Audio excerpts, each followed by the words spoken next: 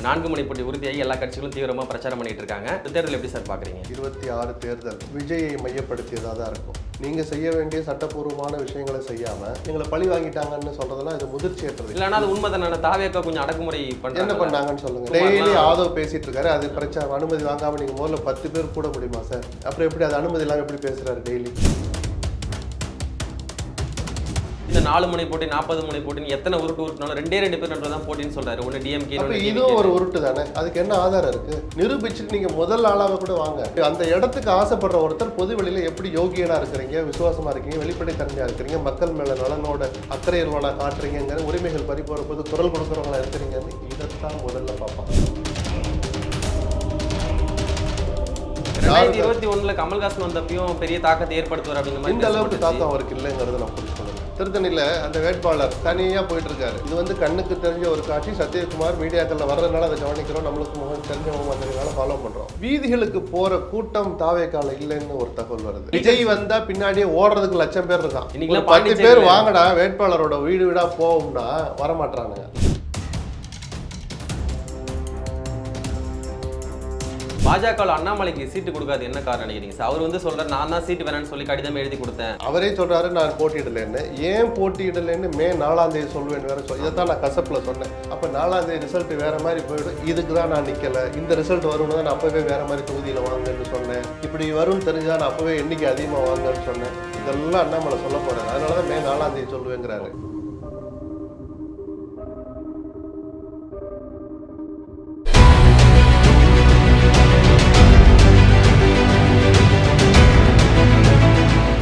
உலகெங்கும் வாழக்கூடிய தமிழ் சொந்தங்கள் அனைவருக்கும் வணக்கம். இன்றைய சிறப்பு நேர்காணல் நம்மோடு இணைந்திருப்பவர் மூத்த பத்திரிகையாளர் திரு SP லட்சுமணன் அவர்கள். வணக்கம் சார். வணக்கம். எப்படிங்க சார் இருக்கீங்க? நல்லா இருக்கு. ஓகே. இப்போ 4 மணி போட்டி உறுதியாகி எல்லா கட்சிகளும் தீவிரமாக பிரச்சாரம் பண்ணிட்டு இருக்காங்க. திமுக அதிமுக இருபெரும் கட்சிகளும் வந்து தங்களுடைய கூட்டணிகள் இலவசங்கள் எல்லாமே அறிவிச்சிட்டு இருக்காங்க. தாவேக்காவும் அதே மாதிரி இலவசங்கள் அறிவிச்சிட்டு இருக்காங்க. நாம் தமிழர் கட்சி ஒரு பக்கம் எப்பவுமே போல வழக்கம் போல அவங்க தனிச்சே களம் கண்டுறாங்க. ஸோ இந்த தேர்தல் எப்படி சார் பார்க்குறீங்க? தேர்தல் எதிர்பார்த்த மாதிரி பரபரப்புக்கு பஞ்சம் இல்லாமல் தான் இருக்கு. நான் ஒரு வருஷமா சொல்லிட்டு இருக்க மாதிரி 26 தேர்தல் விஜயை மையப்படுத்தியதாக தான் இருக்கும். அவர் செய்கிற தவறுகள், அவருக்கு கூடுற கூட்டம், அவருக்கு பெறுகிற செல்வாக்கு எல்லாம் வேணாலும் வச்சுக்கோங்க. ப்ளஸ் மைனஸ் எதுவாக இருந்தாலும் விஜயை மையப்படுத்திய தேர்தலாக தான் அது இருக்கும்னு நான் சொன்னேன். களமும் அப்படி அதை நோக்கி தான் போகுது. எப்படின்னா விஜய் ஆட்சிக்கு வர போகிறார் அப்படின்ற அர்த்தத்தில் நான் சொல்லலை. விஜய் என்ன பண்ணுவார்? அவர் வாங்க போகிற ஓட்டு யாருடைய ஓட்டை வாங்க போகிறாரு? அதனால யார் பாதிக்கப்பட போகிறா? அவர் உதவியால், மறைமுக உதவியால், அவரே விரும்பலைன்னா கூட யார் ஆட்சியை பிடிப்பா? இல்லை 2 பெரிய கட்சிகளும் ஷாக்கார மாதிரி இவரே ஆட்சியை பிடிச்சிருவாரான்னு எல்லாமே வந்து விஜயை மையப்படுத்தியதாக இருக்குது. அவருக்கு கூடுகிற கூட்டங்கள் இது. அந்த கூட்டத்தை பார்த்து தான் விஜய் கொஞ்சம் என்ன சொல்கிறது, உண்மைக்கு மாறான தகவல். நம்ம என்ன சொன்னாலும் இந்த கூட்டம் நம்புங்கிற மாதிரிலாம் சில விஷயங்களை சொல்றாங்க. உண்மைக்கு மாறானதை சொல்லக்கூடாது சார். நீங்க உங்க சாதனைகளை சொல்லுங்க, திமுக பண்ற தவறுகளை சொல்லுங்க, அதிமுக செய்ய தவறுன விஷயங்களை சுட்டி காட்டுங்க. மதவாதத்தை பத்தி நீங்க பிஜேபி விமர்சிங்க, யாரை வேணாலும் சொல்லுங்க. நடக்காத சம்பவங்களை சொல்லி இப்படி நடந்துச்சு, எங்களை பழி வாங்குறாங்க. நீங்க செய்ய வேண்டிய சட்டப்பூர்வமான விஷயங்களை செய்யாம எங்களை பழி வாங்கிட்டாங்கன்னு சொல்றதெல்லாம் இது முதிர்ச்சியற்றது. எவ்வளவு நாளைக்கு தான் முதிர்ச்சி இல்லைன்னு சொல்றது? இல்லைன்னா அது உண்மை தானே. தாவேக்கா கொஞ்சம் அடக்குமுறை என்ன பண்ணாங்கன்னு சொல்லுங்க. ஏதாவது நிறைய பொதுக்கூட்டங்கள்லாம் அனுமதி கொடுக்க மாட்டாங்க. பிரச்சாரத்துக்கு அனுமதி கொடுக்காம எவ்வளவு தூரம் பேசுறாரு. டெய்லி அவங்க நிர்வாகிகள் டெய்லி ஆதவ் பேசிட்டு இருக்காரு, அது பிரச்சாரம். அனுமதி வாங்காம நீங்க முதல்ல 10 பேர் கூட முடியுமா சார்? முடியாது. அப்புறம் எப்படி அது அனுமதி இல்லாம எப்படி பேசுறாரு டெய்லி? இப்போ புதுச்சேரியில் இன்னைக்கு பிரச்சாரம் பண்ணிட்டு இருக்காரு சார். 19 இடத்துல அனுமதி மறுக்கப்பட்டுடுச்சு. கேட்கிற இடத்துல எல்லாம் கொடுக்க முடியாது சார். அவங்க எங்க கொடுக்கணும்னு நினைக்கிறாங்களோ அங்கேதான் கொடுப்பாங்க. எங்களுக்கு அனுமதி மறுத்த இடத்தில் அதே மாதிரியான நிபந்தனைகளோடு போடாமல் அவங்களுக்கு ஏன் கொடுத்தீங்கன்னு அதை திருப்பி நிர்மல்குமார் பேட்டியா சொல்லணுமே தவிர எங்களுக்கு ஏன் கொடுத்தீங்கன்னு சொல்லக்கூடாது. நிபந்தனைகளை ஏன் விதிச்சிங்க அப்படின்னு சொல்லக்கூடாது. எங்கே அனுமதி அளிக்கப்பட்டிருக்கோ அந்த இடங்கள்ல மார்க் பண்ணி வச்சிருங்க, அங்கே தான் பண்ணணும். இல்லை உதயநிதிக்கு பண்ணாரு, ஸ்டாலின் பண்ணுறாங்களே, எடப்பாடிக்கு பண்ணுறாங்களேன்னா அவங்க அந்த நிபந்தனைகளை பூர்த்தி செய்கிறேன்னு எழுதி கொடுத்துருப்பாங்க. செஞ்சாங்களான்னு நீங்கள் பாருங்கள். எங்களுக்கு நிபந்தனையே விதிக்கக்கூடாது, SOP எங்களுக்கு பொருந்தாது, அதெல்லாம் சொல்லிவிட்டு எங்களுக்கு ஏன் கொடுக்கலன்னா இது உங்களுடைய சுய விருப்பத்தின் பேரில் நடக்கிற நாடு இல்லை. சட்டத்தின் ஆட்சி நடக்கிற ஒரு நாட்டில் எல்லோருக்குமான விதிமுறைகள் கட்டுப்பாடுகள் உங்களுக்கும் இருக்கா? விதிமுறைகளை கடைபிடிங்க, கட்டுப்பாடுகள் எல்லாருக்கும் போடுறாங்களான்னு ஒப்பிட்டு பார்த்துட்டு ஆதாரப்பூர்வமாக மக்கள்கிட்ட அம்பலப்படுத்தணும். நான் பேசவே கூடாதுன்னு சொல்லலை. அவங்க அடக்குமுறை பண்ணுவாங்க, தாவேக்கா அமைதியாக இருக்கணும்னு நம்ம சொல்லலையே சார். ஓகே. எல்லாருக்கும் போடுற நிபந்தனை உங்களுக்கு போடுறாங்களா, மற்றவங்களுக்கு விதிக்காத கட்டுப்பாடுகள் உங்களுக்கு விதிச்சிருக்காங்களான்னா ஆதாரபூர்வமாக கொண்டாந்து நிரூபிச்சுட்டு முகத்திரையை கிழிக்கணும். அது தேர்தல் ஆணையத்தின் முகத்திரையா இருந்தா கூட பரவாயில்லைங்கிற நான். திமுக முகத்திரை தான் கிளிக்கணும் அவசியம் இல்லை, தேர்தல் ஆணையத்தையும் சேர்த்து கிளிக்கணும், ஆதாரப்பூர்வமாக செய்யணும். அதை போற போக்கில் போய் பேசக்கூடாதுன்னு தான் நம்ம சொல்றோம். ஆனா ஒவ்வொரு முறையும் அவர் சொல்லும் போது இந்த 4 முனை போட்டி 40 முனை போட்டின்னு எத்தனை உருட்டுனாலும் 2 பேர் நடுவில் போட்டின்னு சொல்றாரு. ஒன்னு டிஎம்கே. அப்ப இதுவும் ஒரு உருட்டு தானே, அதுக்கு என்ன ஆதாரம் இருக்கு? நிரூபிச்சுட்டு நீங்க முதல் ஆளாக கூட வாங்க, தேர்தல் முடிவுகள் வந்த பிறகு அந்த ஆதாரத்தின் அடிப்படையில் விஜய் சொல்லணும்னு அவசியமே இல்லையுமே.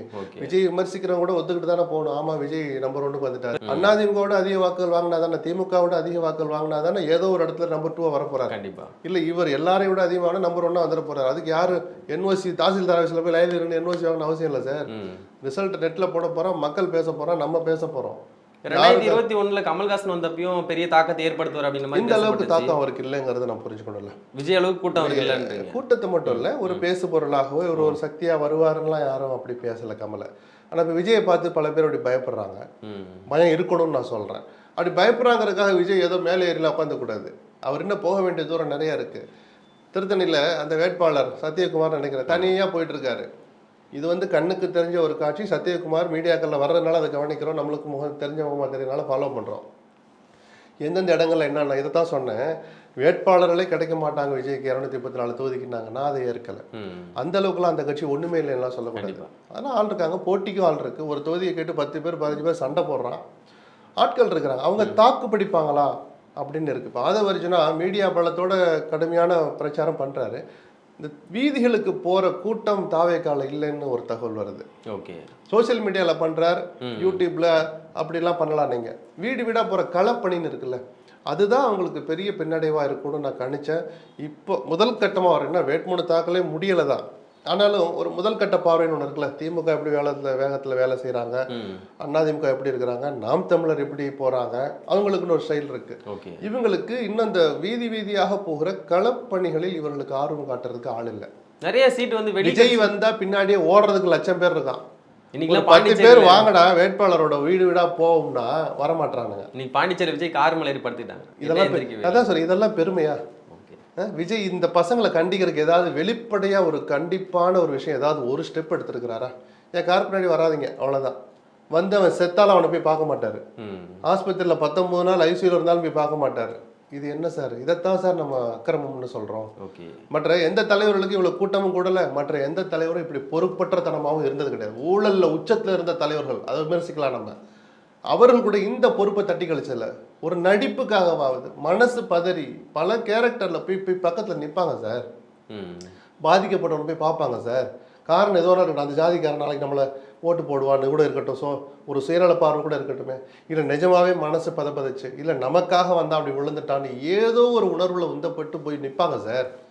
விஜய் ஏதோ எங்கேயோ நடந்த மாதிரி இருக்கிறது தான் நமக்கு சங்கடமா இருக்கு. நிறைய இடங்கள்ல வந்து வெளி கட்சி நிறைய வாய்ப்பு கொடுத்துருக்காங்க, சொந்த கட்சியில உழைச்சவனுக்கு வாய்ப்பு கொடுக்கலன்ற மாதிரி இல்லை. வளர்கிற கட்சிக்கு நான் பல நேரங்களில் சொன்ன மாதிரி இது ஒரு பலம் தான், பலவீனமும் அதுதான். நீங்க தேர்தல் அனுபவம் இருக்கிறவங்க ஒரு 50-60 பேர் வந்துட்டாங்க, அந்த கட்சிக்கு நல்லதானே சார்? அட்லீஸ்ட் சொல்லி கொடுப்பான்ல. ஆனா அந்த தொகுதியில உழைச்சவங்க அதிருப்தியில் சரி, அதுக்காக அவனுக்கு நாமினேஷன் பேப்பர் எப்படி ஃபில் பண்ணணும்னு தெரியாதவனு இருப்பான்ல. இப்போ ஒரு எக்ஸ்எம்எல்ஏ வந்திருப்பார், அவர் கூட ஒரு தடவை வேலை செய்யட்டும், அடுத்த எலெக்ஷனுக்கு அவன் தயாராகிடுவான் சார்.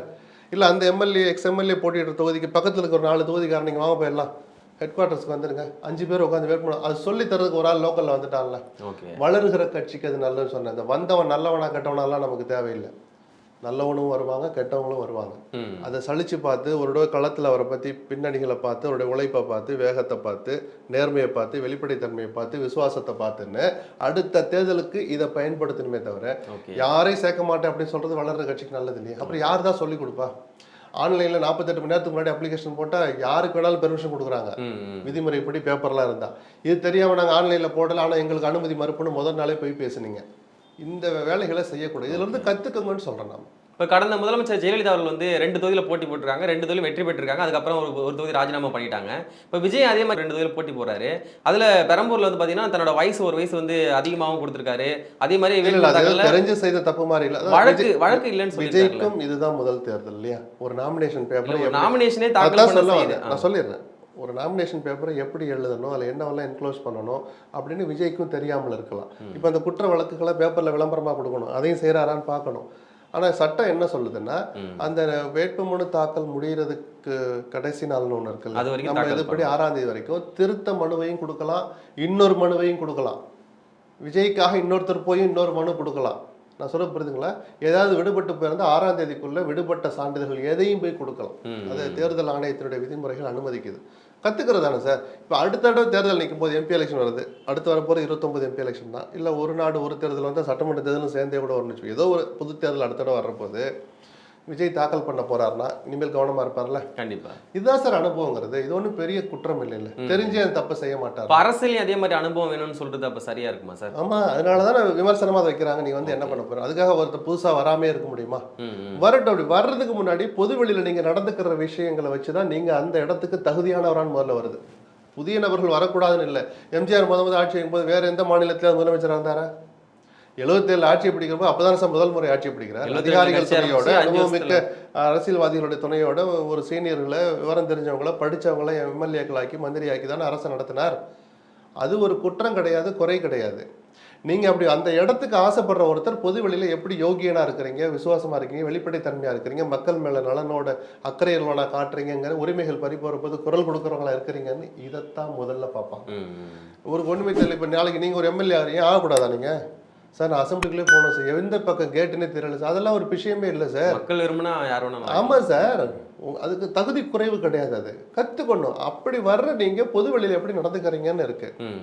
அது சுய வாழ்க்கையினுடைய விஷயமாகட்டும், தனி மனித ஒழுக்கமாகட்டும், எல்லாத்துலேயுமே பொது வெளியில் கவனிக்கப்படுகிற போது அந்த விஷயங்கள்லையாவது நீங்க கொஞ்சம் கவனமா இருக்கணும். கவனமா இருக்கணும். ஓரளவு யோகியனா காட்டணும். ஓகே. திமுக ஆட்சி இப்போ கிட்டத்தட்ட 5 ஆண்டு ஆட்சி முடிஞ்சிருச்சு சார். ஸ்டாலினோட ஆட்சி எப்படி பாக்குறீங்க? மீண்டும் வாக்குறுதி எல்லாம் கொடுத்துருக்காங்க, நாங்க வந்து அதெல்லாம் இல்ல, இந்த ஆட்சியில் எதுவுமே செய்யல. நிறைய நல்ல விஷயங்கள் செஞ்சிருக்கிறாங்க, தவறுகளும் நடந்திருக்குது. இதை சுட்டிக்காட்டி இவங்க எந்த அளவுக்கு அதிமுக எடுத்துட்டு போறாங்கன்னு பார்க்கணும். துரதிர்ஷ்டவசமாகவோ அல்லது எதிரணியினுடைய அதிர்ஷ்டவசமாகவோ 2 அணியிலுமே கசப்புகள் இருந்தது, இருக்கு. இதை எவ்வளோ சீக்கிரம் அவங்க முடிச்சுக்கிறாங்க அதை பொறுத்து அதுவும் தான் ஒரு காரணியாக இருக்கும். சாதனைகள் இதெல்லாம் ஒரு செகண்ட் இப்படி வந்துட்டு போயிடும் சார்.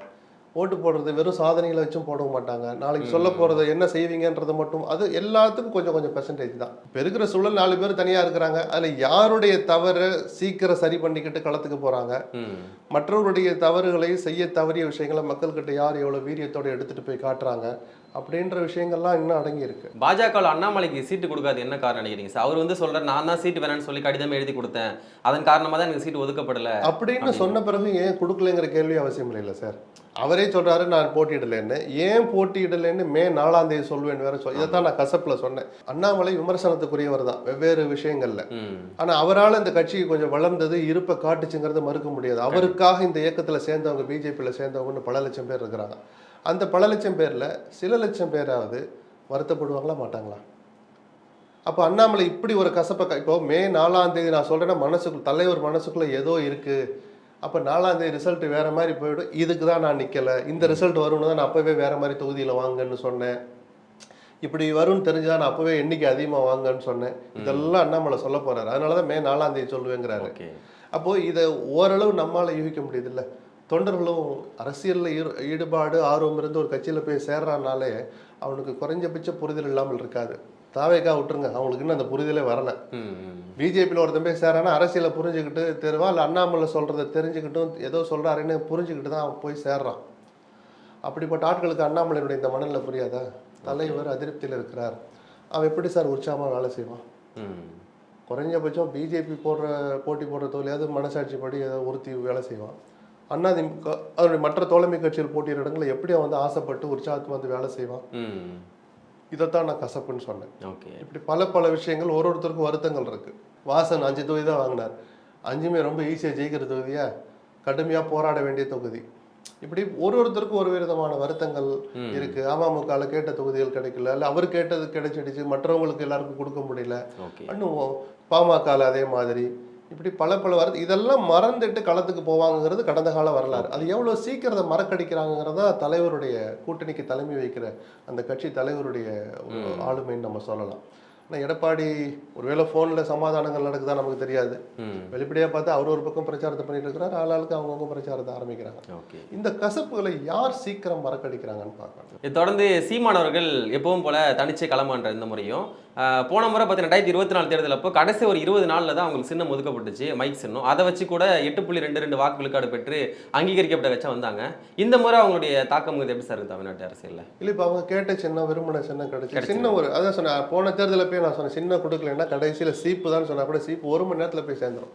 சீமானுக்குன்னு தான் ஓட்டு போடுவாங்களே. இப்போ விசில் சின்னம் கிடைக்கணும் எல்லாரும் அப்படியெல்லாம் தவம் இருக்குல்ல. விஜயோட சின்னம் என்னன்னு விசில் தான் 1 மணி நேரத்தில் எல்லாருக்கும் தெரிஞ்சு போயிடுச்சு. சின்னம் இந்த மாதிரியான பிரபலங்களுக்கு அல்லது இந்த பிரபலத்துக்காக வாக்களிக்கணும்னு நினைக்கிற ஒருத்தனுக்கு சின்னம் என்னன்னு கேட்டு தெரிஞ்சுக்கிறது ஒரு விஷயமே இல்லை. ஆனால் இவர்கள் மட்டுமே ஓட்டு போட்டால் நீங்கள் சொன்ன மாதிரி 10% 8% அங்கீகாரம் வாங்கிடுவார், இப்படி தான் பேசுவோம், ஆட்சிக்கு வருவாங்கன்னு பேச முடியாது. பொதுமக்களும் ஓட்டு போடணும்னா சின்னத்தை தாண்டி அவங்க மனசுல போய் இடம் பெறணும். அதுக்கு பல விஷயங்கள் இருக்கு, வெவ்வேறு விஷயங்கள் இருக்கு. நாடாளுமன்ற தேர்தலில் இவர் போய் பிரதமராக போடுறது சீமானவர்கள். ஆனால் அந்த டைம்ல 8.22 பேர் ஆதரிச்சாங்க போது இப்போ சட்டமன்ற தேர்தலில் அவருடைய கொள்கைக்காக, அவர் பேசுற பேச்சுக்காக, அவருடைய துணிச்சலுக்காக, யாரு கூட கூட்டணி இல்லைன்னு சொன்னதோடு மட்டும் இல்லாமல் அதன்படியே தனியாக நின்னதுக்காக, அந்த நேர்மைக்காக அப்படின்னு பல காரணிகள் தான் அதுக்கு காரணம். பொதுமக்களும் வாக்களிச்சிருந்தாங்கன்னா அவர் இன்னும் டபுள் டிஜிட்டை தாண்டி வேற இடங்களுக்கு போயிருப்பார், சில பல தொகுதியில் வெற்றியும் பெற்றிருப்பார். பொதுமக்கள் இன்னும் சீமானு நெருங்கலை. அது என்னன்னு அவர் தான் சுய பரிசோதனை பண்ணணும். அட்லீஸ்ட் இந்த தேர்தல் முடிஞ்ச பிறகாவது. ஏன்னா இப்போ சில விஷயங்கள்லாம் வெளிப்படையாக சொல்ல ஆரம்பிச்சிட்டாரு. உங்ககிட்ட நான் கரடியாக கத்துறேன், 15 வருஷம் போராடுறேன் அப்படின்லாம் ஒரு விரக்தி கலந்த வார்த்தை அவர்களுக்காக தான் பேசுறாரு. இது பல நேரங்களில் கடந்த தேர்தலில் வேறு வார்த்தைகள்லையும் சொல்லிக்கிறேன். நீ ஓட்டு போட்டா உனக்காக தான் நான் கத்துறேன், நீ போட்டா போடு, போடாட்டி போ அப்படின்னு யதார்த்தமாக பேசுனதை ரசித்ததுனால தான் அந்த 8% போட்டான். இப்போ விஜய் வருகை அவருக்கு ஒரு சவாலாக இருக்குங்கிறத மறுக்க முடியாது. நீங்கள் சீமானை பிடிக்கல, அவரெல்லாம் ஒரு ரூபாய் கை வைக்க முடியாது, இதெல்லாம் ஒரு பக்கம் இருக்கட்டும். ஒருத்தர் கை வைக்க வந்துட்டார். கை வைக்க முடியலான்னு தேர்தல் முடிவுகள் தான் சொல்லும். ஓகே, பிசிக்கலாக சொல்லலை, அந்த ஓட்டு வங்கியில். இப்போ விஜய் ஒரு 15% வாங்குவார்னு என்ன மாதிரி ஆட்கள்லாம் சொல்கிறோமே ஒரு கணிப்பில், அந்த 15 எங்கேருந்து சார் வரும்? கண்டிப்பாக ஏற்கனவே போட்டவங்கள்ட்ட இருந்து தானே இவர் திரும்பி வாங்க போகிறாரு. ஆந்திரா கர்நாடகாலேருந்து கடனை வாங்க போகிறாரு. இந்த 100 பேருக்குள்ளான எல்லாரும் விளையாடுறாங்க. சரிங்களா? அப்போ சீமானுக்கு முதல் சவால் இந்த வாக்கு வங்கி குறையாமல் இருக்கிறது. கூடுறதெல்லாம் அப்புறம் இதை தக்க வச்சுட்டாலே பெரிய வெற்றி. 1% கூட வாங்கிட்டா மிகப்பெரிய வெற்றி. 10 விழுக்காடுலாம் வாங்கிட்டா ரொம்ப பெரிய வெற்றி சார். விஜய் இல்லை, அவங்க அப்பாவே வந்தாலும் என்னை ஒன்றும் பண்ண முடியாதுன்னு அவர் தலை நிமித்தி சொல்ல முடியும்ல. அதனால தான் எல்லா கட்சிகளும் உஷாராக இருக்கணும்னு சொன்னால் இளைஞர் பட்டாளத்தை வைத்திருக்கிற கட்சிகள் கொஞ்சம் கூடுதல் உஷாராக இருக்கணும். திருமாவளவன், அண்ணாமலை, சீமான், இவங்கெல்லாம் இளைஞர்கள் பட்டாளத்தை லட்சக்கணக்கில் பின்னாடி வச்சிருக்கிறவங்க. இந்த இளைஞர்கள் இருந்து தான் சில பேர் அங்கே போக போகிறா கண்ணு முன்னாடி போய் மதுரையிலையும் விக்ரவாண்டிலையும் போய் உட்காந்துட்டான் விஜய்கிட்ட. இதனால தான் சொன்னேன், இது அளவிடுறதுக்கான முதல் தேர்தல் இப்போ தான் வருது. யாருக்கு எங்கே பாதிப்பு வருதுன்னு ஓரளவு யூகம் பண்ணலாம். 2017 2021 4 வருஷம் எடப்பாடி அவர்கள் தற்காலிக முதலமைச்சராக இருந்தாங்க. அதன் பிறகு 2021 முதலமைச்சரா இல்லை, முதலமைச்சராகவே இருந்தார். முதலமைச்சராக இருந்தாங்க. அதன் பிறகு 2021 அவர் தலைமையில் பாஜக கூட்டணி அமைச்சு போட்டி போட்டாங்க. அதில் வெற்றி பெற முடியல, ஸ்டாலின் அவர்கள் வெற்றி பெற்றாங்க. இந்த முறை 2026 தேர்தலில் அதிமுக தலைமையிலான எடப்பாடி அவர்கள் வெற்றி பெற்றா கட்சி எந்த மாதிரி இருக்கும்? ஒருவேளை அவங்க தோல்வி விட்டுட்டா கட்சி எப்படி சார்? இப்பவே நான் போய் தீர்ப்பு சொல்ல வேண்டாம். வெற்றி அடைஞ்சிட்டா அதை பத்தி ஒன்றும் இல்லை சார். அதில் கொண்டாட்டத்தை தவிர வேற என்ன இருக்க போகுது? நிறைய பேர் அதிமுக ஆட்சியிலையும் தன்னுடைய பிடியை இன்னும் கொஞ்சம் இறுக்கமாக வச்சுக்குவார். இன்னொரு தோல்வி அதிமுக தொண்டர்கள் தாங்க மாட்டாங்க. தொடர் தோல்விகள். ஏன்னா ஒரு சில பேர் விலகி போயிட்டு பல பேர் போயிட்டாங்க. இல்லை 10 வருஷம் ஆட்சி இல்லைங்கிறதெல்லாம் ரொம்ப கஷ்டம். அது திமுகவே கடந்த தேர்தலில் ஜெயிக்கலைன்னா கதை வேற மாதிரி போயிடும். கண்டிப்பா இவங்க 5 வருஷம் இல்லை, அதுலேயே இத்தனை குளறுபடிகள், அதில் கட்சி பிரிஞ்சு போன தினகரன் பாதி கிட்ட வந்துட்டார் அப்படின்னு சொல்லி இதெல்லாம் ஒரு வருஷம் முன்னாடி நடந்திருக்கணும் தான் நம்ம கரடியாக கத்தணும். இந்த கட்சி நல்லா இருக்கணும்னாலாம் அது ஏதோ அந்த பெரிய மனசு அல்லது ஓரளவு இலகின மனசு அவர் கொஞ்சம் லேட்டாக வந்துச்சு. கொஞ்சம் முன்னாடி வந்தால் பல பேர் இந்த கட்சியை விட்டு போயிருக்க மாட்டாங்க சார். ஒரு நம்பிக்கை வந்திருக்கும், தொண்டர்களுக்கும் நம்பிக்கை வந்திருக்கும். இப்பவும் நம்பிக்கையோட தான் அவர் போகிறார். 150 இடங்களை நம்ம ஜெயிக்கிறோம் அப்படின்னு தான் அவருடைய ஆதரவாளர்கிட்ட 2ஆம் கட்ட தலைவர்கிட்ட முன்னாள் அமைச்சர்கிட்ட சொல்லிட்டு பிரச்சாரத்தை பண்ணிட்டு இருக்கிறார். ஜெயிச்சிட்டா பிரச்சனை இல்லை, மாறா ஆட்சியை பிடிக்க முடியல, ஒரு 50 இடம் ஜெயிச்சிட்டா பார்த்தீங்களா 2ஆம் இடம் வந்துட்டோம்ல, அதெல்லாம் இனிமேல் பெருமையாக இருக்காது. எடப்பாடியினுடைய தலைமை பொறுப்புக்கே ஒரு சவால் வரும். சவாலான சூழல் நிச்சயமாக எழும். நான் பயமுறுத்தலை, நான் யதார்த்தத்தை பேசுகிறேன். ஏன்னா பல முன்னாள் அமைச்சர்களுக்கு பல விஷயங்களால் வருத்தங்கள் இருக்குது. இவர் கொஞ்சம் இவ்வளவு இறுக்கமாக இருக்கிறாரு, பண விஷயத்தில் கொஞ்சம் தாராளமாக இல்லை, இயல்பாக இருக்க வேண்டிய அளவு கூட இருக்க மாட்டாரு அப்படின்லாம் பல கோபங்கள் இருக்குது. வெற்றி கிடைச்சிட்டா அதெல்லாம் காணாமல் போயிடும். தோல்வி என்றால் இது பூதாகரமாக வெடிக்கும். நிறைய தகவல்களை பகிர்ந்தீங்க, மிக்க மகிழ்ச்சி. நன்றி சார். நன்றி. சாட்டை எடுத்து நாட்டை திருத்து.